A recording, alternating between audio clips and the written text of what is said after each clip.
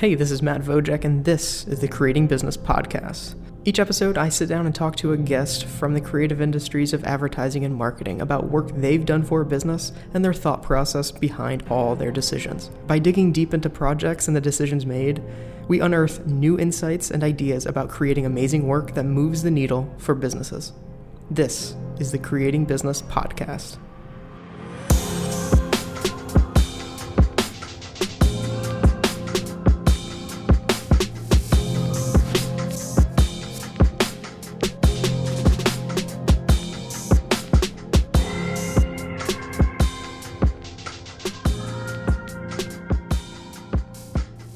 All right, and the second episode from Making Midwest. This one we actually recorded pretty early in the morning before anyone even got to the stage. This wasn't part of the schedule. It was just kind of he's in town, and it'd be cool to talk with him while we were there. So we set up shop on stage and had a two-person conversation with absolutely nobody else listening. So CJ's work is just a huge inspiration to me, and I met him for the first time probably over a year ago in fall of 2018. He came to town to kind of do a book reading of this book that he wrote called Get Weird. And honestly, at first I wasn't really expecting too much. I was like, okay, some friends brought him in. They told me I should be there for sure, and I was like, all right, that's cool. And he started reading the book, and I'm like, all right, that's somewhat interesting, and to support, I'll definitely buy the book and I'll give it a read and see what I think. And that night I bought it and started reading it, and I just fell in love with it. So again, the book's called Get Weird. You can get it anywhere books are sold, Amazon, and it's just a really cool and honest story about, it's really about a creative journey of him writing a book, and there's a lot of stuff about family in there, about faith, it's to me it kind of almost became his thesis for what he believes in creatively and for his own life, and it kind of led him into this project that he had called Ringbeller, and that's what we're going to talk about today. So, without further ado, let's see what Ringbeller is all about and talk to CJ.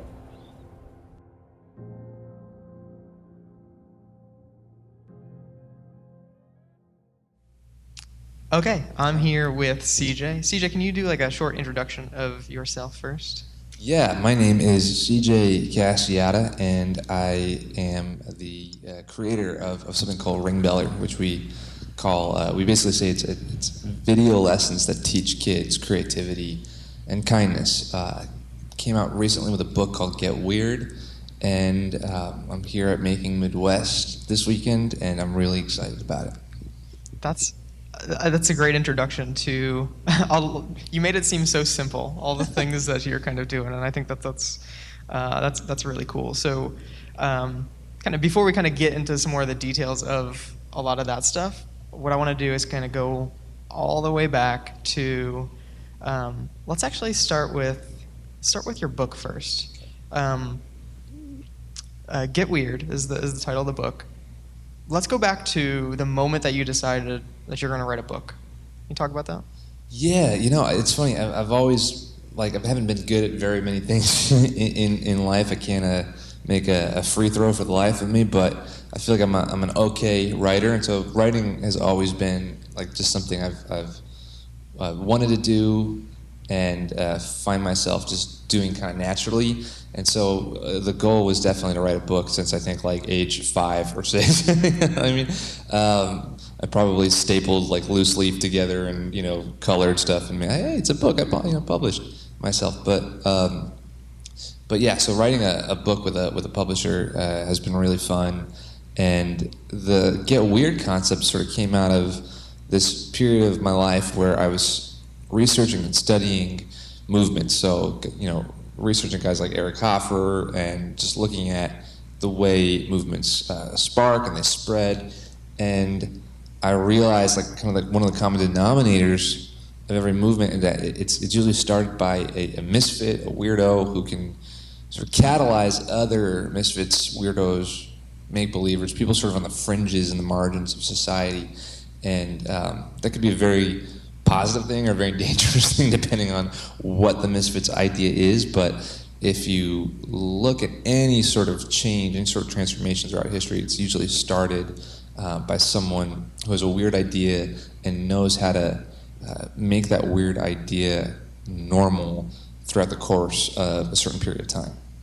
Yeah, that's great. So, I guess why did you? I don't know. Going back to like when you were a kid, maybe. Would you consider yourself a misfit when you were a kid? Yeah, definitely. I think that's one of the other things too. Kind of connecting it to my childhood, is I always just felt like I was on the margins myself. You know what I mean? I was making films with my like Super 8 camera, which now all seems very like cool. Back in the you watch Stranger Things and stuff, and it's like, oh, look at these kids, they're great, they're heroes. Back when I was like, 12, 13 years old, believe me, it was not. Yeah. I wasn't winning any points by doing that.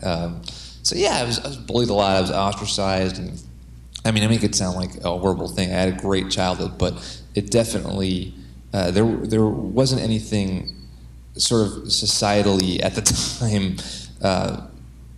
As far as like my peers, my peers group, that was like, hey, you should keep on sort of exploring this creative sort of side of you. I had some friends who were really supportive of it, but I think what's really funny is that the second you sort of enter into the real world, you're asked, how are you different? What can you bring to the table that's unique and innovative? And we sort of find ourselves in this system, especially the education system, and it's changing, but at least for me, it was, how do you fit in? How do you answer the right questions? How do you make sure that everything, I'm going to date myself way back now, but how do you make sure that all the right bubbles are filled out on the Scantron test? And it's a little bit of a, you get whiplash when you get to be an adult, because you go, wait a minute, I don't know how I'm different. I don't know how to bring something new and fresh and exciting to a job or to a career or to a project, because I spent the past 18, 20, whatever it is, years learning how to do the very opposite. And so that's another reason why I thought the Get Weird book was something worth exploring and talking about and sharing with others. So I kind of go into this idea of you being in school now, like in grade school. Like how would you say that you did fit in with other kids? Yeah, well, so first of all, I loved talking to adults. I loved going behind the scenes of things. I remember when my parents took me to Disney World, I was probably so annoying to them because I couldn't just be on the ride and enjoy the ride itself. I had to go, how did that, how did the animatronics start to do their thing? And I'd always want to like peek behind the scenes and everything. And so I was really inquisitive and curious, and I kind of wish somebody had steered me in that curiosity from an educational standpoint really early on, because what I realized is that I had a huge appetite for learning. I had a huge appetite for curiosity, but that appetite wasn't necessarily being matched when it came to school, or when it came to my peer group. So I definitely I was less interested in sort of the day-to-day kind of monotony of being a kid and going to gym class, going to art class, even going to any studying any of the subjects. I was always sort of thinking ahead and going, okay, how can we put on a conference or a play or a movie and use the real tools that they have. So I write in the book, my dad and I went to see Peter Pan abroad. We lived in Long Island, New York, so we were on the train, and we were coming home from seeing Peter Pan on Broadway, and that was really, really fun. I was 6 or 7 years old. I asked my dad, I said, okay, this is great, but how do they fly? Because remember, I'm looking at all the behind-the-scenes stuff, and he goes, okay, well, it's really pretty simple. They have this pulley and harnessed sort of system on stage. So I was like, cool, how do we get that? Where do you get that? Where's the store? Like, what? I couldn't, he's like laughing. I'm like, why are you laughing? Like, is this a price tag thing? Like, can I do some more chores for allowance? Like, I couldn't understand that there was a separation between industrial grade stuff and stuff you can get on the market. And I kind of think that's served me somewhat well throughout, like, even my adulthood, and it's probably it's frustrating to myself, and I'm sure to my wife and other people sometimes. It's like, are you sure you can do that? Are you sure? And I'm a real average, regular guy. That's kind of the funny thing about writing a book called Get Weird, because I don't really feel very special or extraordinary at all, but I've always just sort of had this kind of glitch in my brain where I went, well, why can't, if they can do that, why can't we do that? And so I get probably 60 to 75% of the way there normally a project. But I think I've learned a lot in just not really having a no filter, you know? Does that make sense? Yeah, perfectly. So like, I don't know. So then you go through school, grade school. What do you do after that? And do you? I guess what I'm wondering is, like, are you being yourself at this point through this, or are you kind of conforming to what you think people want you to be, or? Wow, yeah. Gosh, I don't know how deep you want to go down the Let's go, man. So I went to a really conservative evangelical Christian college in California after I grew up in New York, and was sort of, you know, on the one hand, I grew up in a really sort of loving environment that fostered my creativity and gave me an opportunity to sort of spread my wings and try stuff, and so I'm really thankful for that. But on the other hand, that same community, that same faith community, I think, was a little bit afraid of anything that they couldn't sort of quantify and understand. There was really not a lot of mystery. And so I went to school with a very sort of strict, no one really said this, but in my mind there was like a very, very strict sort of expectation of what my life needed to look like and what I needed to focus on. And so I think I wasted a good amount of time getting near the thing I wanted to be and who I wanted to be and what I wanted to do, which I think are very different things, by the way, but they are connected, who you are and what you want to do or what you do. But I spent a lot of time sort of flirting and dancing around that in the name of prudency, in the name of practicality, in the name of responsibility. And I think if there's one thing, I feel like Jimmy Stewart, you know, most days I just have like a wonderful life, but there's one thing I could sort of wind back the clock on. It's being myself sooner and taking greater risks earlier. But yeah, that's what I would kind of tell my 18, 19, 20-year-old self is don't wait. Don't wait. Like, try, fail, race to the bottom, as Seth Godin says, and experiment and explore. So at what point then do you feel like you kind of made this switch into being yourself?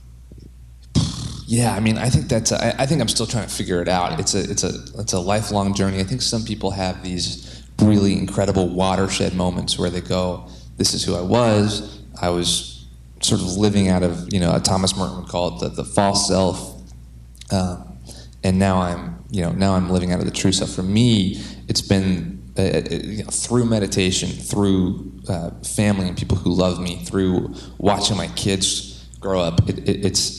I'm lucky enough to have these like daily sort of what would you call it? Even, you know, icons, to daily sort of reminders. Visual reminders, sensory reminders that keep me cognizant of who I really am versus who others expect me to be. That's just amazing. I mean, that's what I would expect from somebody that wrote that book, honestly. But I can dip back into, you know, that false version like really, really fast. And so I think my wife's really good at this. Like, she just sort of operates like 24/7 out of like her true nature, and I'm like, damn it, like how do you do that? And but she keeps me really grounded, again, it's like for me it feels like a muscle or like working out. Like if I'm not sort of cognitively aware of it. You remember A Beautiful Mind, that movie, and at the end, the way he kind of gets healthier is the shadow people don't really go away. The people that he's kind of created in his mind never really go away, but he sort of controls them and sort of puts them in their place. Like, hey, I'm not going to talk to you today. That's how I sort of feel about the false self, about the shame, about the stuff that, the stuff that sort of keeps me living out of other people's expectations versus what I know my unique destiny is. And so they're always going to be there. But, and I think to assume that they're just going to go away and I'm going to wake up one day and go, oh, I'm completely cured of these ghosts and this past. I think the better thing to do, and the thing I'm starting to learn to do, is to talk to them with authority and to speak to them knowing that they don't own me anymore. In fact, the reverse is probably true. I got really deep really fast. I'm sorry, but no, that's my first cup of coffee in the morning. So that's literally the reason why I do this. I would much rather have the deeper conversations than. So I dropped my pen like 3 times yesterday doing this. So that's gonna happen at least 2 more. I'm pretty sure. So the reason that I ask a lot of these questions, I guess, is that like when I was younger, so growing up in the Cleveland area, growing up in a family that is very supportive, but they just didn't understand. Yeah. They didn't understand a lot of the creative aspects that like I was always doing things like that. Like I loved sports, but I also loved making things. So like a lot of times I would combine those things and like I had made a little BMX track in my backyard. Like I was literally at school during the days. I'm like drawing in perspective how I want my track to look awesome. in the backyard. Well, because all your parents are thinking is insurance claims at that point. For sure, but like it's dollar signs. And even that they were supportive, and like I remember seeing in a magazine, like it was like a motocross magazine, and there was this one like spread where it's just like this guy that did this jump, and you saw him like at all the different points in the arc, and I was like, I need to figure out how to do that, and like for a week I'm like, how did they do that? Like how did they do like? And I'm like asking my dad, and he's trying to figure it out too. And we ended up getting a 4x4 piece of wood and like putting it next to one of the jumps that I had in the back there, and we just sat there for probably 2 hours, and he's trying to like time this old digital camera to like it's the best. all this, and then I remember like after that I remember like figuring out how to edit it, and like I made a thing like that with like 3 pictures. And dude, so first of all, I would always do like there would always be these I'd always draw these transforming cars. I guess Transformers was a really big thing, and I remember watching Back to the Future as a kid, so I always drew these like police cars that would like transform into something, everything like a skateboard. I always started with like a mode of transportation, and I would draw how I would want it to like transform into something else. But then too, it's like I remember editing before like editing software was even like on the market or available. What we would do is we'd take like 2 VCRs, and we would just dub over dub over dub over dub, and I would do the credits, the opening credits of these movies I would make with my dad's laptop from his work. And what you would do is you make a PowerPoint presentation, and you'd shut down all the lights, so the only thing glowing was the PowerPoint presentation from the laptop, and you just film it like straight up right in there, and then you would overdub it with music, but then every time you had to overdub it, you had to go to another tape. So the final product, the final cut of your film would be this thing that was like dubbed over and over and over again. Like the tape would be super worn and it wouldn't even look that great, but those were really fun times. Unfortunately, not helpful at all, because that's not the way anything works anymore. But it was. So me going through this period of time, I'm like, I'm trying to like learn these things, and family's trying to like help me as much as they possibly could, point me in those directions. I guess what's interesting is that my nephew's over here right now. Hey man. And he's at this phase right now where I was I remember it very clearly, where he's starting to love photography now and starting to love like taking photos, and it's like, oh my God, like I'm so happy I can be here for that, to see these kinds of things, and to like, I don't know, it's just that's super great. fun. I get really cynical at times, because a couple months ago, I saw my friend's kid. He's like, 12 years old, 10 years old, or whatever, and he's he's got an app where he can make things explode like a Hollywood explosion on his phone. Like he could literally take a video and add an explosion of it. I'm like, dude, do you know how much I wanted that when I was 10 years old? You're just doing that with the flick of a button. That's not fair, man. No, it's pretty awesome. But it's incredible the things that are out there now, and we literally had to set stuff on fire, which again, parents were trying to be supportive, but didn't quite understand. Yeah, and I guess getting back to your story a little bit here. So after you leave high school, what do you do? How do you keep pursuing kind of who you are at this point? Yeah, so leave high school.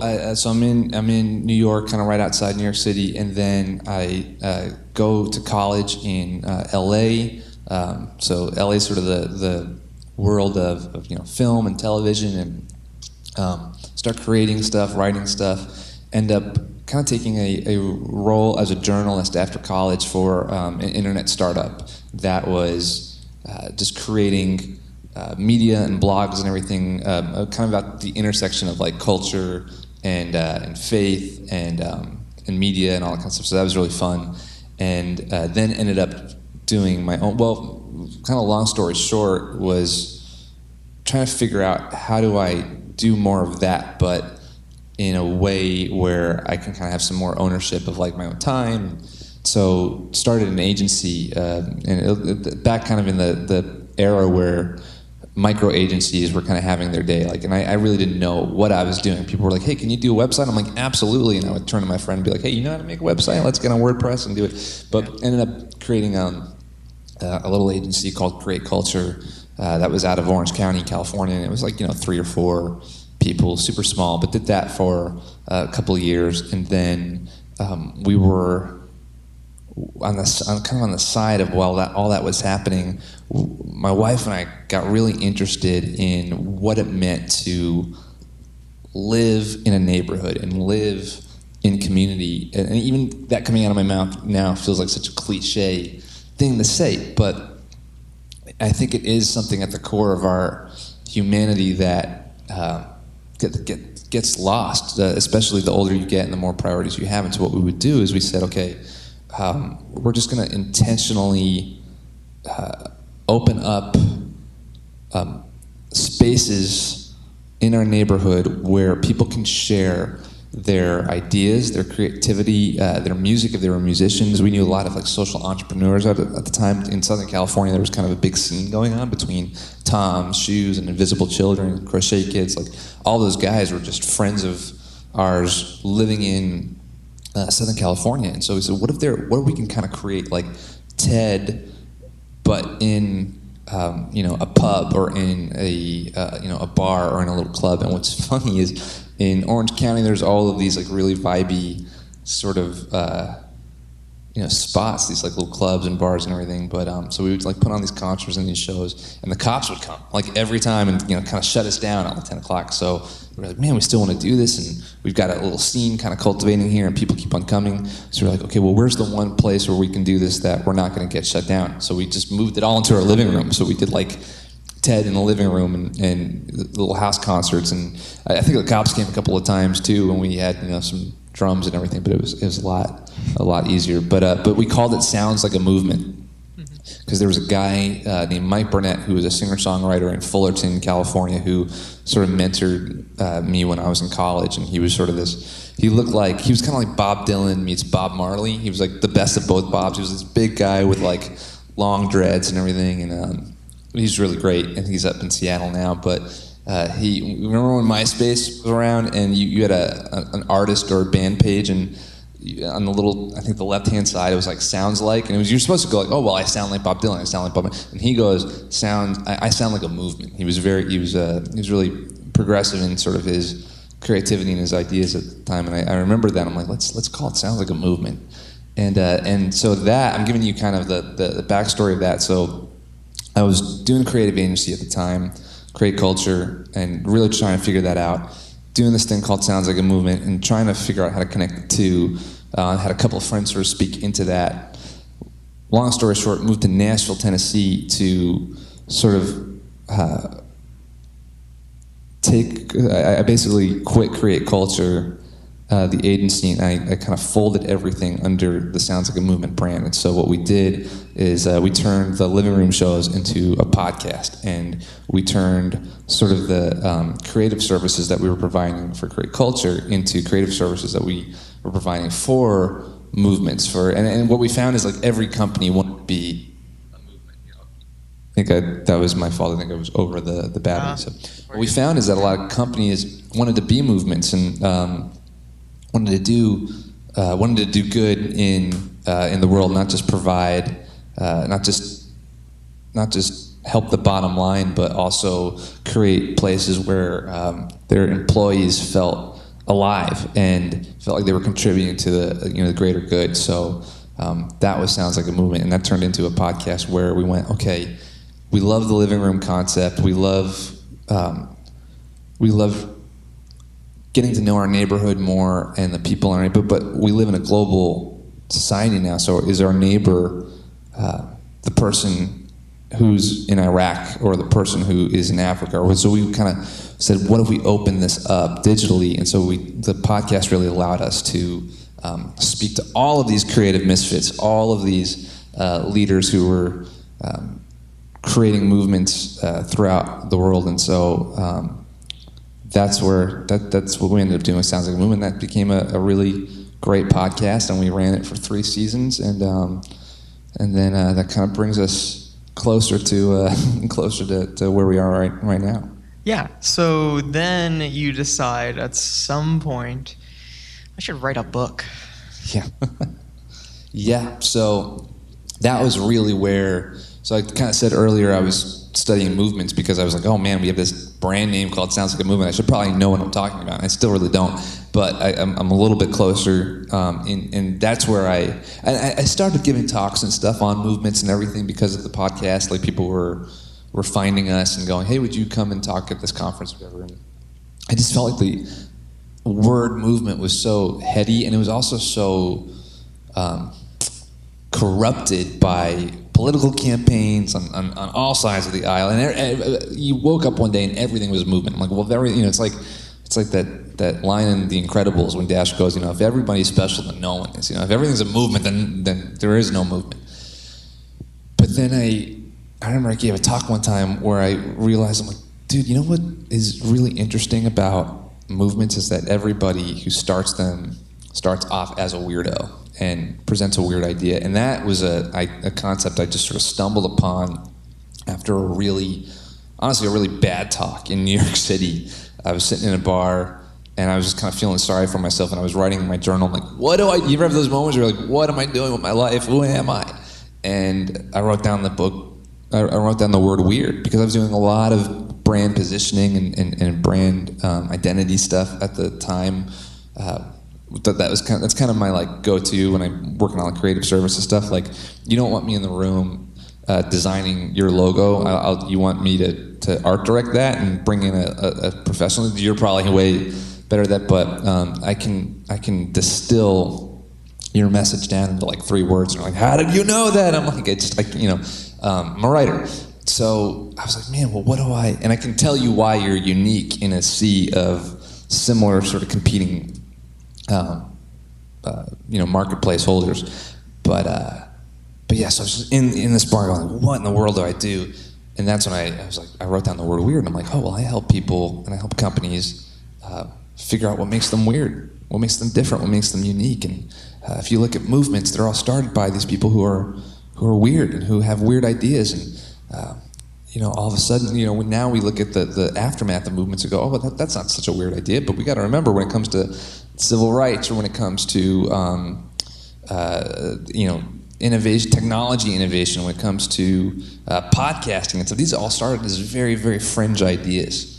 So that is where I kind of made the shift from solely talking about movements, which again, I think I could kind of tell the clock was running out on that, and sort of shifted to the thesis that movements are weird, and how do we cultivate the weirdness within us to create a movement. And so I remember shortly after that time where I was sitting in the bar, I gave a talk and I kind of shifted the language on weird, and I feel like the particular audience there, like I could kind of hear a palpable difference in attention span and in response afterwards, and that's when I went, okay, I think there's actually like a book here.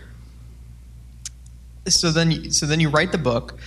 One of the fascinating things that I find in this book is it does seem to me that this is almost like a thesis for you of how you plan on proceeding with maybe your next project. Yeah, and that's really cool. So thank you for saying that, because that was kind of the goal.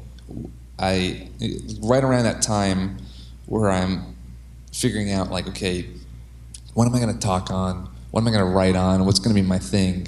Sounds like a movement. The podcast was going really well, almost surprisingly well, as to how many people we were able to bring on and just said yes to being a guest. And we're like, wow, this is a lot easier than I thought. And I kind of had this moment where I was like, okay, I'm doing this. I'm doing these creative services for people. I'm putting this content out there for grown-ups, but really I wish 10-year-old CJ would have listened to this podcast with Seth Godin or with Krista Tippett or with Tony Hale.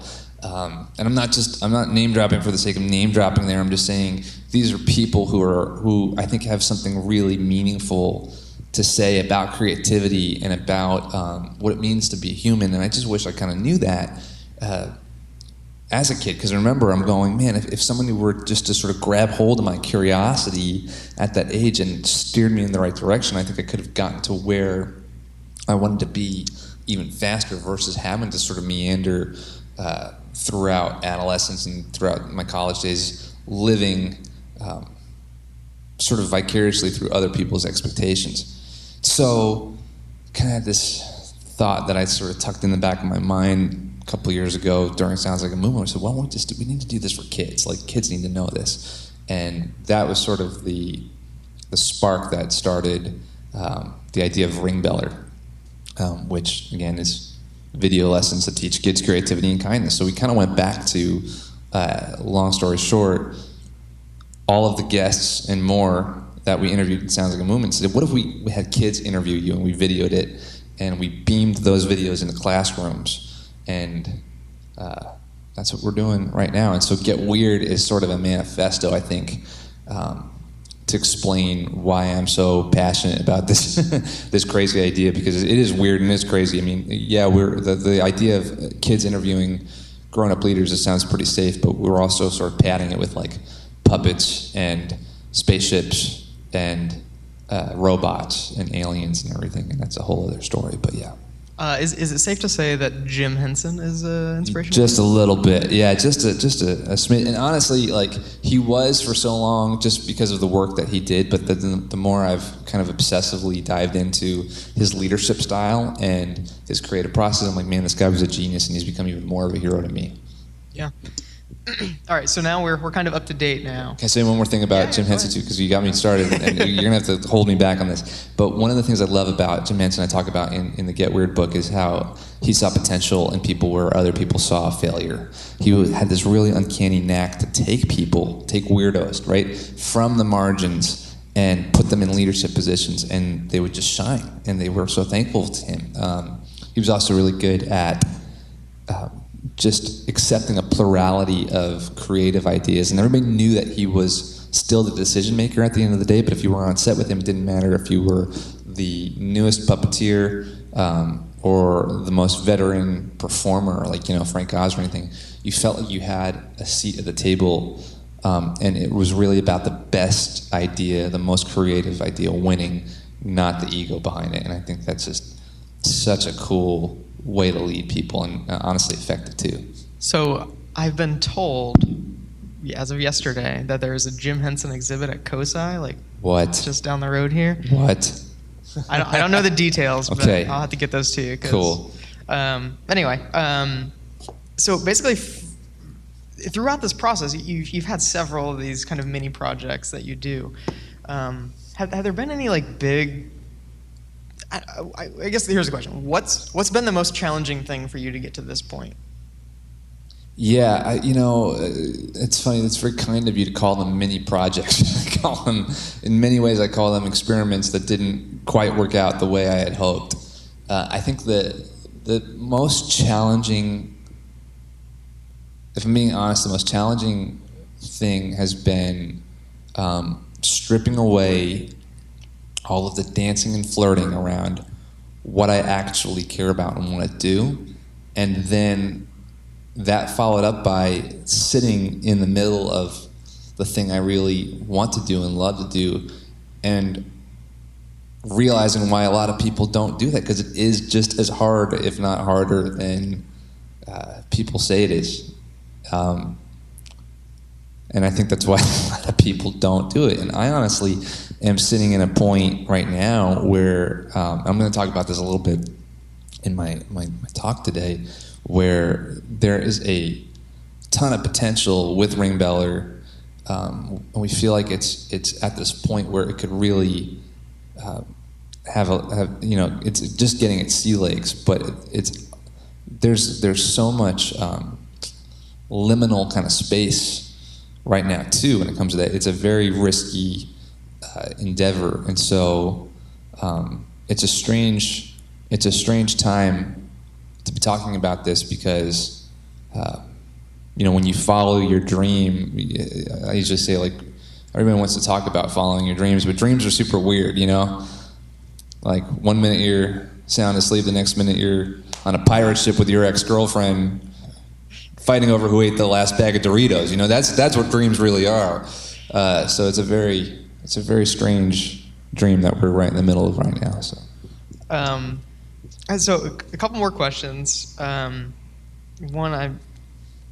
Okay, so I have kids of my own, and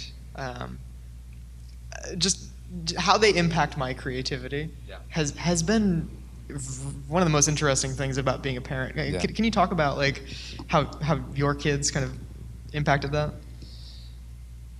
Yeah, I think it's a question of values. Like, I think what's been really interesting right now is, like, all of this is sort of happening on a very grown-up level, that we're talking about, like, oh, well, who's going to invest in Ringbeller, and is it going to get acquired, and how many, how should we, what's the capital, blah, blah, blah, blah. I had to fill out documents the other day for this investment, this partnership thing, and I was like, I felt like Kramer from Seinfeld when he goes into, work one day, and that the boss is like, these reports are almost as if you've had no business training at all. And so all of this is happening, and my kids are just completely untouched by it, and I think that's amazing. But they connect with the characters that we've created for Ringbeller in a really, really fascinating way that was sort of beyond my expectation. And so I think my kids have impacted my creativity by reminding me of what's actually important when it comes to the creative process, like what the value proposition is. Because if you don't have that nucleus, if you don't have that sort of starting point, then it's not. I think it creates a lot of white noise. I love it, man. So, where can people find out more about Ringbeller? Yeah, if you go to ringbeller.com, it's spelled just kind of like it sounds. Instead of bell ringer, it's Ringbeller, so it's RINGBELLER.com. Awesome. You can watch a sample episode too. Yeah. It's on the website.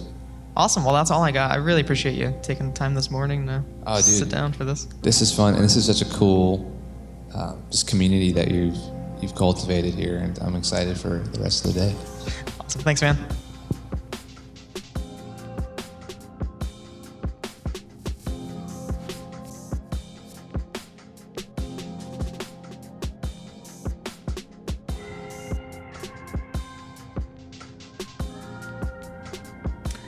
And we're back with the recap. Just another amazing conversation I got to have with somebody, again, on this kind of creative journey, and they're not done yet.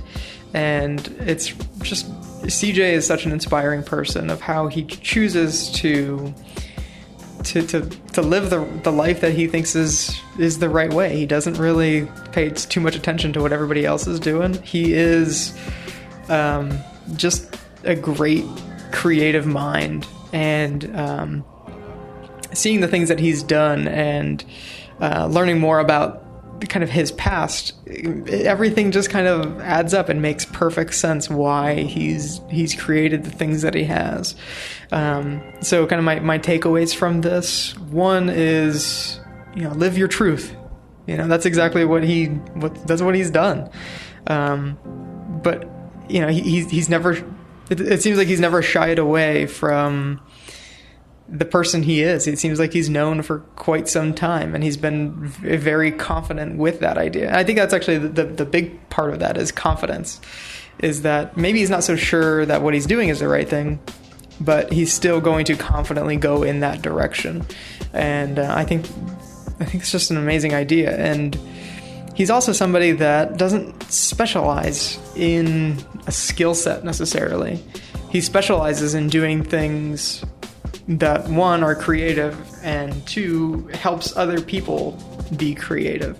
And whatever means that means he needs to do, that's what he does. In the case of Ringbeller, now he's doing videos, and helping with these amazing interviews of kids to try to help them understand things from just a completely different perspective. And in the past, he's been a writer. He has a successful podcast. He does whatever he needs to do to support his own mission. And I think something like that is incredibly important and can lead you to a lot of really great places. That's really my biggest takeaway from this one. So, that's really all I have. So, I'll see you next week. Love you. Bye.